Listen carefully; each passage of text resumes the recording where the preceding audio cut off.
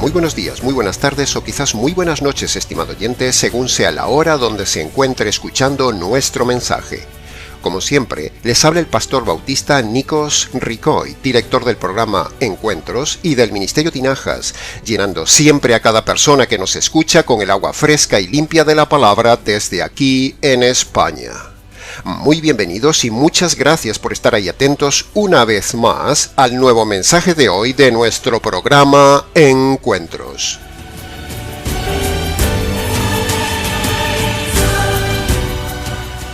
En el día de hoy, en los aproximadamente 30 minutos siguientes, analizaremos un tema que por siglos se ha debatido. Por siglos el hombre ha querido comprender este tema.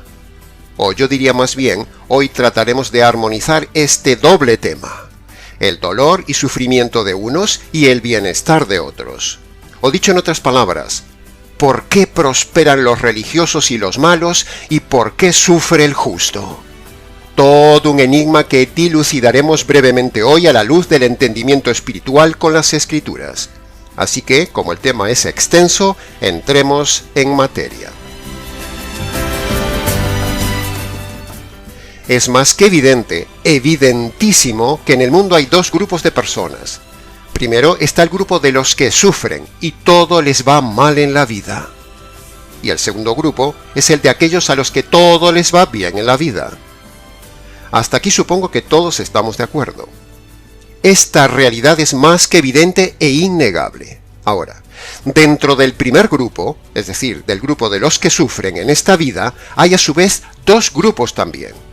Primero está el grupo de los convertidos que sufren. Y segundo está el grupo de los no convertidos que también sufren. Esto es objetivamente también innegable. Ahora, dentro del segundo grupo, o sea, de los que no sufren, también hay dos grupos. Primero, hay un grandísimo grupo de los impíos, o sea, de los inconversos, que les va bien en la vida. Eso es más que evidente. Y luego hay un segundo grupo, que aunque parezca mentira, hay también un pequeño grupo de convertidos que les va bien en determinados momentos de la vida. Así que de estos cuatro grupos hablaremos a continuación en el mensaje y reflexión del programa de hoy. Repasemos antes los cuatro grupos de los cuales vamos a hablar, que los tiene usted en pantalla. Primero, los inconversos que sufren. Segundo, hablaremos de los convertidos que sufren. En tercer lugar, hablaremos de los inconversos que todo les va bien. Y en cuarto lugar, el pequeño grupo de convertidos que temporalmente les va bien. Así que, entremos en el primer grupo, en el análisis y comentario de los impíos que sufren. Es más que evidente, estimado oyente, que el sufrimiento está en el mundo por todas partes. Sufrimiento, injusticias y muerte. Eso es el pan de cada día a lo largo de los siglos, desde Adán y Eva hasta el día de hoy. Ahora, cuando decimos en este apartado que el impío sufre, no nos referimos como impíos solo a personas malvadas, ateos, seres de la sociedad malos, muy malos, o delincuentes peligrosos. No. No nos referimos a esos, sino que un impío o un inconverso, bíblicamente hablando, puede ser también un hombre religioso, una persona muy moral, un asistente a la iglesia, una persona que cree en Dios, etcétera, etcétera. Sí, paradójicamente hay millones de impíos así, creyentes, religiosos, morales, buenas personas ante los demás, pero no convertidos en la palabra de Dios, llamados en la Biblia impíos o perdidos. Esos también sufren. Bien, aclarado esto del término impíos, vayamos al punto central de este apartado, el sufrimiento del inconverso. Ahora nos preguntamos, ¿cuál es entonces el papel teológico que juega el sufrimiento, el dolor, la injusticia y la muerte en el inconverso, o sea, el impío, o sea, el no convertido? ¿Por qué sufre también el impío? Pues sencillo, estimado oyente. El impío sufre como resultado de sus propios pecados y el impío sufre por culpa de las injusticias que recibe de otros impíos. Pero, Dios permite el dolor en el mundo y aprovecha ese sufrimiento para que el hombre vea la fragilidad de la vida, para que el hombre reflexione sobre la caducidad de la vida, y para que el hombre busque a Dios en la angustia de la vida, y para que el sufrimiento de esta vida le haga ver que la vida no vale nada, y que debe haber algo más allá de esta vida. Permítame repetirlo por favor una vez más para los inconversos que nos escuchan. Dios permite el dolor en el mundo y aprovecha ese sufrimiento para que el hombre vea la fragilidad de la vida, para que el hombre reflexione sobre la caducidad de la vida, para que el hombre busque a Dios en la angustia de la vida y para que el sufrimiento de esta vida le haga ver que la vida no vale nada y que debe haber algo más allá de esta vida. Ese es el propósito del dolor, del sufrimiento e injusticia en este mundo para el impío. Es una señal de alarma de Dios, es para hacer reflexionar al hombre, es un tiempo de llamar la atención al impío, teniéndole a la vez paciencia. Paciencia y reflexión, dos preciosos dones de Dios para el impío. Dios promete un mundo futuro sin dolor, pero para eso hay que buscar al Dios en el dolor. Dios promete un mundo sin injusticias, pero para eso hay que buscar al Dios de la justicia y la justicia de Dios. Y Dios promete un mundo futuro ya sin muerte, pero para eso la persona debe buscar al Dios de la vida.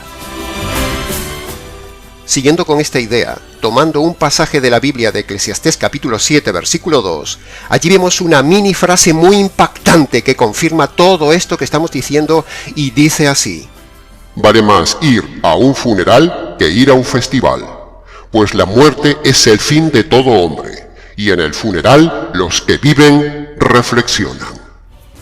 Ahí lo tiene, estimado oyente sufriente. ¡Qué tremendo pasaje! El mayor dolor y sufrimiento del hombre es la muerte de alguien. Por ello, de ahí hacia abajo, todos los demás sufrimientos e injusticias menores que la muerte, como la enfermedad y las pérdidas materiales, todo eso son permitidas por Dios con un propósito sobre el hombre inconverso. Dios llamando la atención sobre la fragilidad de la vida, sobre la temporalidad y fugacidad de la vida para que el hombre inconverso, con cada muerte de alguien, reflexione y se diga: ¿qué pasará conmigo cuando me toque estar en ese lugar? La muerte es como un repique de campanas que toca incesantemente a lo largo de nuestra vida con cada persona que muere y nos impacta, sea cercana o incluso sea la muerte de una persona famosa. La muerte es como un repique de campanas.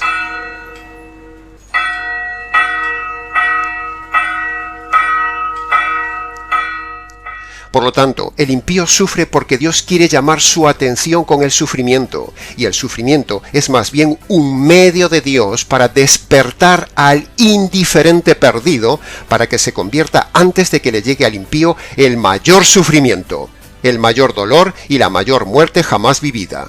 El sufrimiento eterno, el dolor eterno, el tormento eterno, el llanto y la muerte en la condenación eterna. Así que, estimado oyente religioso, simplemente creyente que me escuchas, que aún no te has convertido por medio del Evangelio.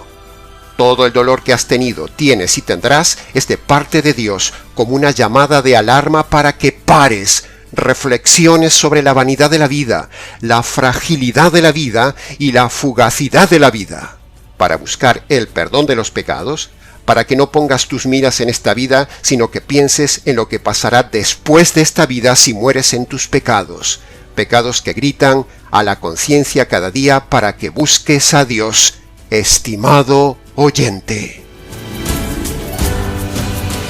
Como dice el Salmo 53, versículo 2. Mira a Dios desde el cielo sobre los hombres, para ver si hay algún cuerdo que busque a Dios. Y cuando el impío para, reflexiona y busca a Dios por causa del sufrimiento, entonces Dios se mueve y se cruza en su vida para darle la salida, para mostrarle la verdad, y por medio del Evangelio, esta vanidad presente de su vida se convierta en esperanza futura. La fragilidad presente se convierta en seguridad eterna, y la fugacidad de la vida se convierta en perennidad de vida por medio del Evangelio del Señor de la vida y del Señor del Evangelio. Todo esto es lo que Dios hace con el sufrimiento que le da a todo impío. Dios le está haciendo un favor al hombre con el sufrimiento y la paciencia y el sufrimiento. Sí, así es, estimado oyente, tal como lo oye. Dios usa el sufrimiento para llamar la atención al impío. Piense esto, estimado oyente. Si la paga del pecado es la muerte, como dice la ley de Dios, entonces Dios ya tendría que haber matado a todo impío cuando ha cometido el primer pecado, allá cuando pasa de la niñez a la madurez. Sin embargo, Dios hace dos cosas a favor del impío. Primero, le tiene paciencia y no le quita la vida a pesar de los pecados. Y segundo, permite dolores, sufrimientos y llama repetidamente su atención a través de las muertes de otras personas en su vida para que despierte del letargo y reflexione sobre la fragilidad, vanidad y fugacidad de esta vida, y entonces se prepare para la otra vida. Dios llama la atención del inconverso, del impío, del perdido por medio del sufrimiento, por medio de accidentes, por medio de dolores, por medio de enfermedades, por medio de injusticias y por medio de la muerte de otras personas, como hemos visto en Eclesiastés capítulo 7, versículo 2. Y Dios hace todo esto para que el impío no sufra en mayor medida, no sufra en el sufrimiento eterno. Por eso, una vez más, desde este programa le decimos, estimado oyente, que si usted por el sufrimiento, usted está pensando en el suicidio, no lo haga, no se suicide. Y piense en esto que le decimos, el sufrimiento es para su bien, pero si se suicida, porque sufre, aún sufrirá inimaginablemente más por toda la eternidad. Así que le ruego, escuche esto que le digo, y ni siquiera piense en el suicidio. Piense en el Evangelio, la solución al sufrimiento eterno. Esta es la verdad total y bíblica sobre el sufrimiento para las personas no convertidas. Este es el concepto filosófico correcto y la interpretación teológica verdadera del tema del sufrimiento humano en el inconverso. Una herramienta, una alarma, un regalo de Dios para llamar la atención del inconverso antes de la eternidad en la condenación eterna por causa de sus pecados. Que conste en acta. Pasemos ahora al comentario del segundo grupo, los convertidos que sufren. Si se ha fijado bien, en el título del apartado hemos dicho el sufrimiento de los convertidos. No hemos dicho el sufrimiento de los creyentes. No. Y lo hemos dicho así deliberadamente a propósito, porque una cosa son los creyentes religiosos, que los haya millones en todas las iglesias. Y otra cosa muy distinta es el grupo pequeño de convertidos por medio del Evangelio, que la Biblia los llama manada pequeña. Manada pequeña que en cada generación sufren también. No es lo mismo ser creyente que ser convertido. Una persona puede ser creyente pero no ser convertida. Un creyente es una persona ritualista y religiosa, que incluso cree en Dios, cree en la Biblia, cree en Jesús, va escrupulosamente a la iglesia a congregarse, que cree las cosas básicas de doctrina, que hizo una oración de fe en su día, pero. Esa persona es una persona que no se ha convertido por medio de las dos condiciones del Evangelio. Eso es un simple creyente. Las iglesias católicas y las iglesias evangélicas, o mal llamadas cristianas, están llenas de sacerdotes, pastores y miembros de simples creyentes que no se han convertido. Sí, ha oído bien. El grupo de convertidos siempre es un grupo muy selecto, dice la Biblia. Es un grupo pequeño. El convertido es un individuo muy filtrado, un espécimen raro, radical, una raza de hombres diferentes que no tiene nada que ver con el hombre religioso creyente del día de hoy, o con el típico creyente de siempre. El creyente es eso, una persona religiosa desde la médula. En cambio, el convertido es una persona nueva por medio del verdadero Evangelio. Si usted no se ha convertido por medio de las dos condiciones del Evangelio, entonces usted es un creyente, no un convertido. Por lo tanto, hemos dicho todo esto porque el sentido del sufrimiento cambia entonces. Si usted es convertido, a si usted es un simple creyente. Bueno, nos hemos desviado un poco del tema para decir todo esto porque procedía a la aclaración de que una cosa son los convertidos que sufren y otra cosa son los creyentes que sufren. Creyente es incluso el mismísimo diablo. El diablo es el mayor de los creyentes. Él cree en Dios, él cree en Jesús, él cree en la Biblia. Pero otra cosa es que sea un convertido. Los diablos son los mayores creyentes, pero no son convertidos. Las mega iglesias y las mini iglesias están llenas de creyentes que son como diablos. Creyentes, pero no convertidos. También Judas era creyente, pero no era convertido.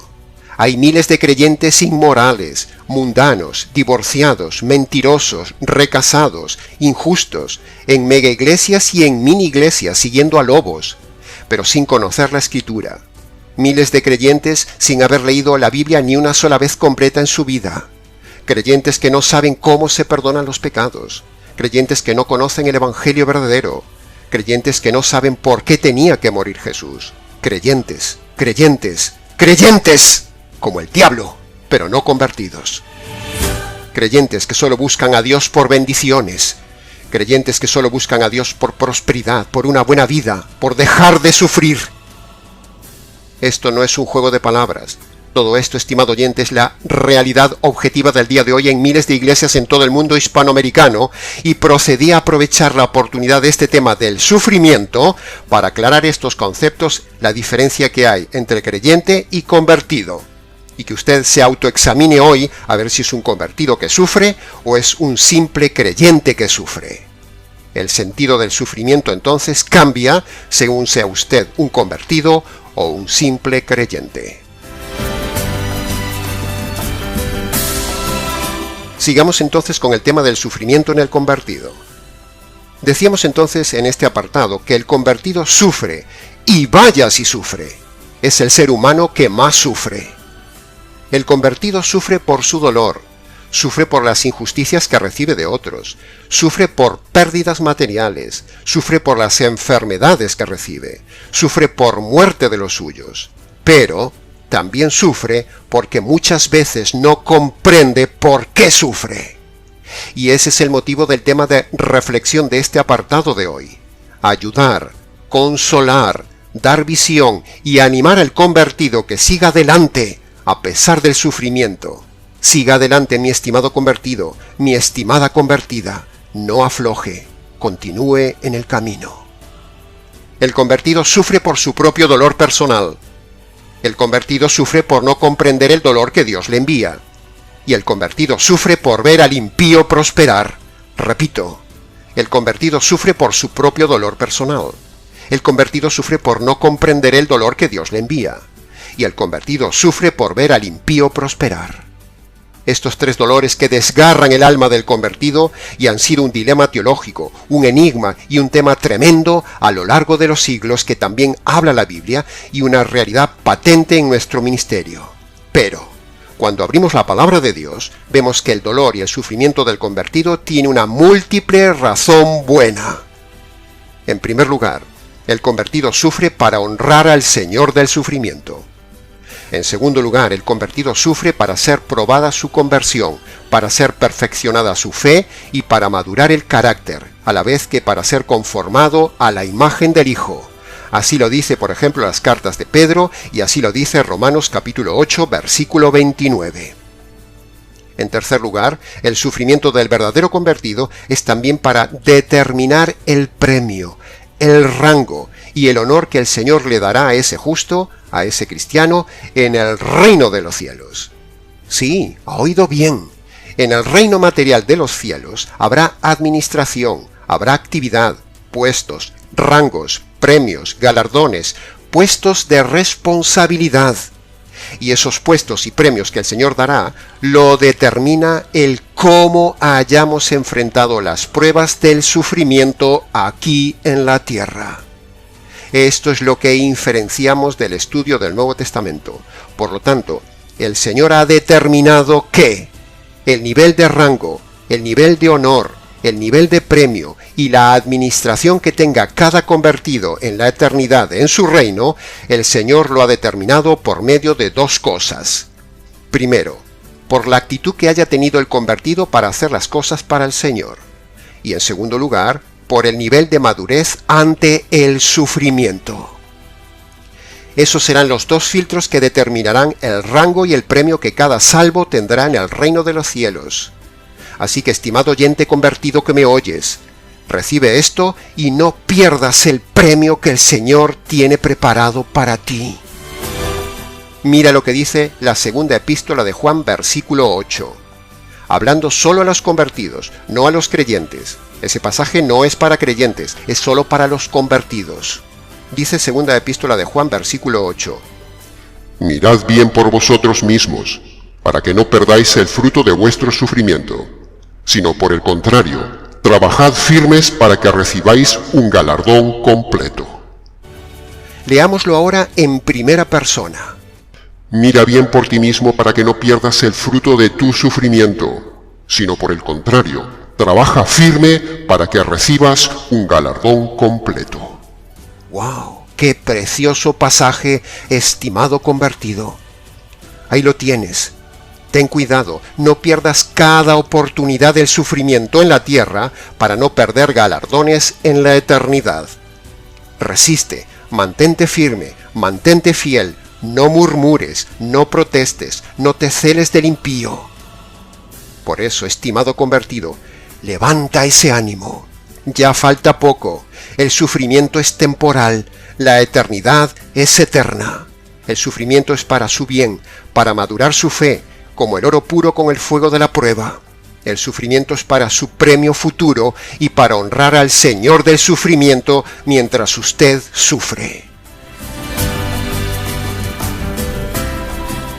Decía Job en el capítulo 13, versículo 15, en medio del sufrimiento: Aunque él me matase, en él confiaré. O sea, Job decía que ni el mismísimo Dios podría cambiar su firmeza en la fe a pesar del duro sufrimiento que el Señor permitía en él. Así que aprendamos de este hombre convertido y sufrido. Así que, estimado convertido, no pierda la oportunidad del premio, con quejas, con murmuraciones, con protestas, sino que abra su visión a esto, aférrese a su sufrimiento, acepte el sufrimiento, acepte la enfermedad, la injusticia, el dolor, el estancamiento de la vida. Y agárrese al Evangelio que ha creído y agárrese a esto que le decimos, aunque le cueste la vida. De hecho, si antes se marcha de esta vida, antes disfrutará de la verdadera vida en la eternidad. Dice 2 Corintios capítulo 4, versículo 17, en boca de Pablo: Este leve sufrimiento momentáneo produce en nosotros un cada vez más excelente y eterno premio de gloria. Esto anima, estimado convertido. Dicho en otras palabras, este versículo dice que cuando el convertido sufre y se mantiene firme en el sufrimiento, eso le produce un mayor premio en la gloria. O sea, dicho en otras palabras, cuanto más sufre el convertido, más gana ante el Señor si sufre con integridad y no murmura. Si murmura, pierde. Así que, estimado convertido, no te pierdas lo que ojo no vio, ni oído yo, ni mente imaginó. Eso es lo que Dios tiene preparado para aquellos que se mantienen fieles y firmes, amando el sufrimiento después de la conversión, respondiendo como un soldado en medio del fuego de la batalla. Aprovechamos para decir que los premios de la eternidad y la salvación no se obtienen por hacer obras buenas o por congregarse en una mega iglesia, sino que la salvación y los premios del reino se obtienen, primero, por la conversión por medio del evangelio jurídico, y segundo, los premios se obtienen por medio de la integridad y fidelidad en el sufrimiento y en la prueba después de la conversión. ¿Usted se ha convertido, estimado oyente? Entonces, manténgase firme. ¿Por qué sufre el justo? El justo sufre para dar gloria al Señor del sufrimiento y para su propio beneficio eterno. En resumen de estos dos grupos, el impío que sufre y el convertido que sufre. Una misma circunstancia difícil en la vida, un mismo dolor, sea enfermedad, pérdida o muerte, para un impío es para llamar su atención y para el convertido es para probar su fe. Esa es la realidad teológica ante el sufrimiento en estas dos personas.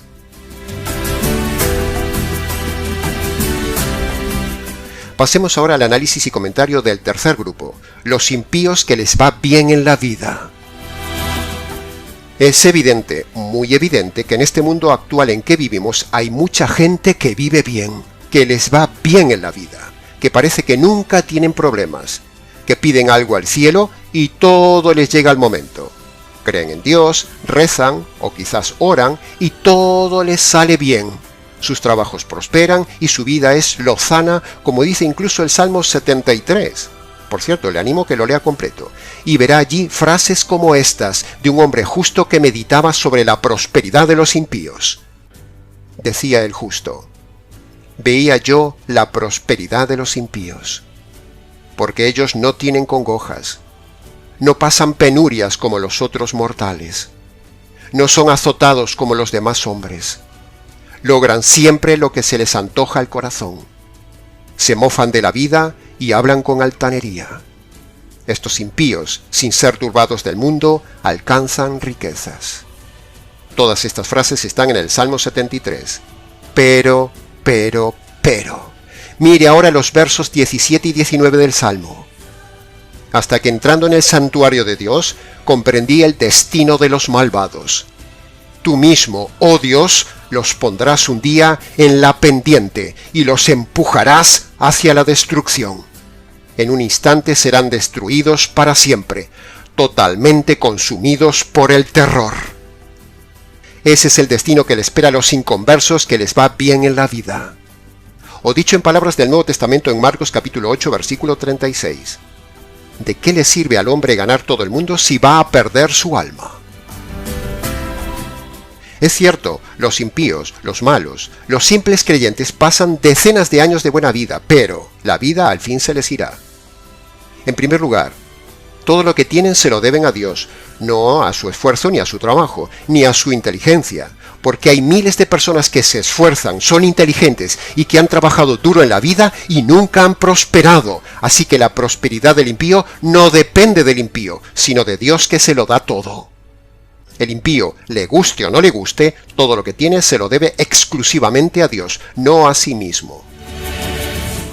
En segundo lugar, Dios le ha dado todo al impío para compartirlo con otros hombres, para ayudar a otros hombres, pero en lugar de verterlo en otros hombres, lo vierte sobre sí mismo. Por lo tanto, tarde o temprano el impío dará cuentas ante el juicio de Dios de su egoísmo y su materialismo, y al fin el malo escuchará estas palabras de parte del Señor.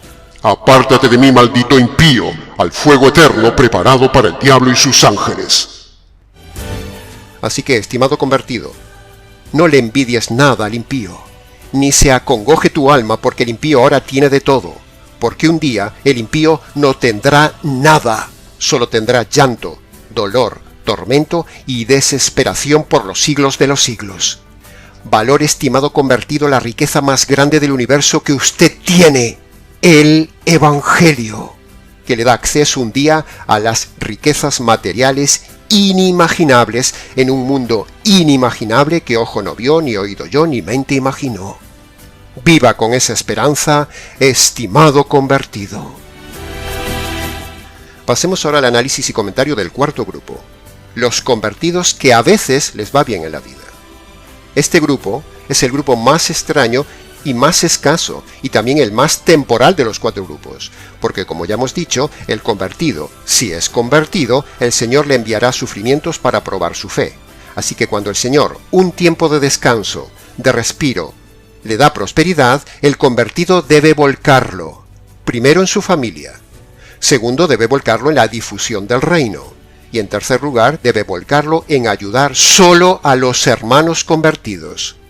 Ese es el orden de prioridad bíblico para los bienes y prosperidad del convertido cuando el Señor le da algo.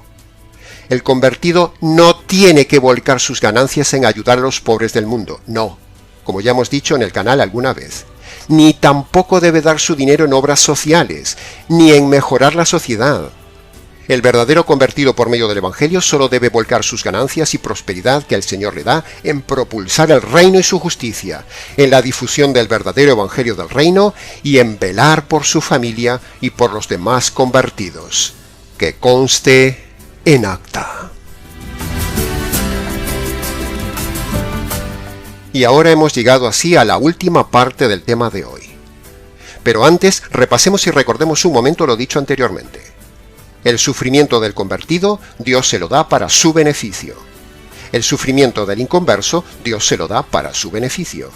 Ah, pero hay otro sufrimiento, estimado oyente.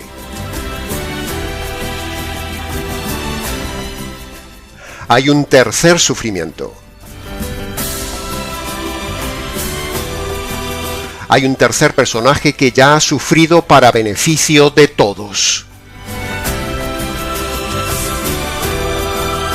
Sí, me imagino que con estas palabras ya sabe usted hacia dónde va nuestro suspense. Sí, estimado oyente, el sufrimiento más importante que ha vivido un ser humano en este universo ha sido el sufrimiento terrible de la ira de Dios descargada en la cruz sobre el Hijo de Dios para satisfacer la justicia de Dios, para que usted y yo podamos entrar en el reino de Dios sin pagar el sufrimiento por nuestras injusticias ante Dios. ¿Se ha dado cuenta qué buena noticia produce ese especial sufrimiento de alguien tan especial?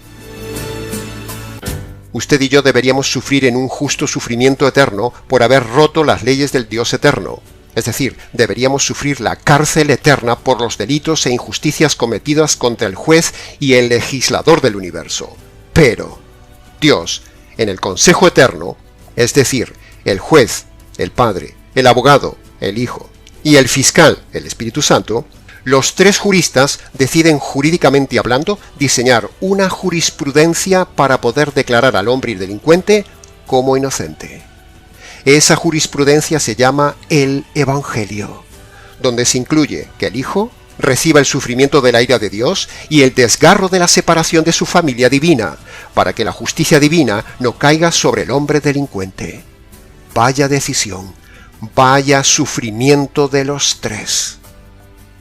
Esa es la primera parte de la jurisprudencia divina, decidido en el Consejo Jurídico Eterno, la obra del sufrimiento desgarrador de la cruz, el sufrimiento más grande del universo, que no es precisamente el sufrimiento de la crucifixión, sino el sufrimiento de la obra invisible que hay detrás de la cruz, donde el Padre y el Espíritu Santo, ambos, desgarran su alma, cuando destrozan con sufrimientos físicos y morales al Hijo inocente, descargando la furia, la ira y la maldición eterna sobre el Hijo amado y lo matan. Dos matan a uno. Uno lo ejecuta, el Padre, y el otro juez, el fiscal, el Espíritu Santo, confirma, aprueba y sella ese sufrimiento que llega hasta lo máximo, que llega hasta la muerte, el máximo sufrimiento para ellos, el desgarro de la unidad divina y la muerte de uno de ellos. En el Calvario no solo sufre el Hijo, sufren los tres. El Padre sufre el terrible momento de ejecutar sin piedad a su Hijo. El Espíritu Santo sufre por sentenciar al amado Hijo. Ese es el sufrimiento más grande jamás vivido en el universo, vivido por Dios. Tres seres desgarrados, uno de ellos maldecido, dos de ellos ejecutando a un expulsado y matando de su familia perfecta, al Hijo. Ese es el mayor sufrimiento jamás contado, el sufrimiento de Dios en la cruz, que no es nada comparado con el sufrimiento del convertido en la tierra. Ay de aquel que no valore este sufrimiento, tanto sea inconverso como sea convertido. La segunda parte de la jurisprudencia divina deliberada en ese Consejo Eterno es dictaminar dos condiciones para que el hombre delincuente pueda ser declarado inocente y libre del sufrimiento de la cárcel eterna. Primero, los jueces del universo han dictaminado que todo hombre debe reconocer ante el Tribunal de Justicia del cielo sus delincuencias, sus delitos y reconocer que es delincuente. Primera condición. Segundo, Los jueces del universo han dictaminado que todo hombre debe apropiarse del sufrimiento caído sobre el Señor Jesús en la cruz. Sufrimiento caído para descargar la ira y la justicia divina de los delitos del hombre. Segunda condición. Entonces, y solo entonces, cuando el hombre obedece estas dos condiciones, el Tribunal de Justicia del cielo dictará inocencia para ese hombre delincuente. Y entonces ese hombre no padecerá el sufrimiento de tormentos eternos. ¡Aleluya! Que conste en acta. Así que, estimado oyente, si usted quiere librarse del mayor sufrimiento que hay, el tormento eterno, obedezca hoy las dos condiciones que Dios manda. Vaya a su habitación, cierre la puerta, póngase de rodillas delante del juez del universo que usted ha ofendido toda la vida, descálcese en señal de reverencia, y allí obedezca las dos condiciones en sus palabras. Primera condición: reconozca los pecados que ha cometido en su vida y abandone los pecados que está cometiendo actualmente. Segunda condición: aprópiese, agárrese, échese encima, reciba y crea en esa justicia que usted merecía que le cayó al Señor Jesús. Y luego de obedecer estas dos condiciones, dele gracias por haber conocido este verdadero evangelio. Y luego, si quiere, venga y cuéntenoslo. En conclusión, estimado oyente del mensaje de hoy, el sufrimiento del inconverso es para llamar su atención. El sufrimiento del convertido es para probar su conversión. Y el sufrimiento del Señor Jesús es para nuestra salvación. Ahí lo tiene. 3 sufrimientos, 3 personas. Dilema teológico del sufrimiento resuelto. Que conste en acta. Y hasta aquí, estimado oyente, de forma breve con la correcta explicación del tema del sufrimiento humano. Mucho más se podría decir del tema, pero con lo dicho es suficiente. Para preguntas, comentarios y demás, escríbanos nicos@gmx.es. Les ha compartido la verdad, solo la verdad y nada más que la verdad del tema del sufrimiento, este varón de dolores experimentado en quebrantos. Nicos Ricoy, del Ministerio Tinajas, desde aquí en España. Será entonces hasta nuestro próximo programa Encuentros.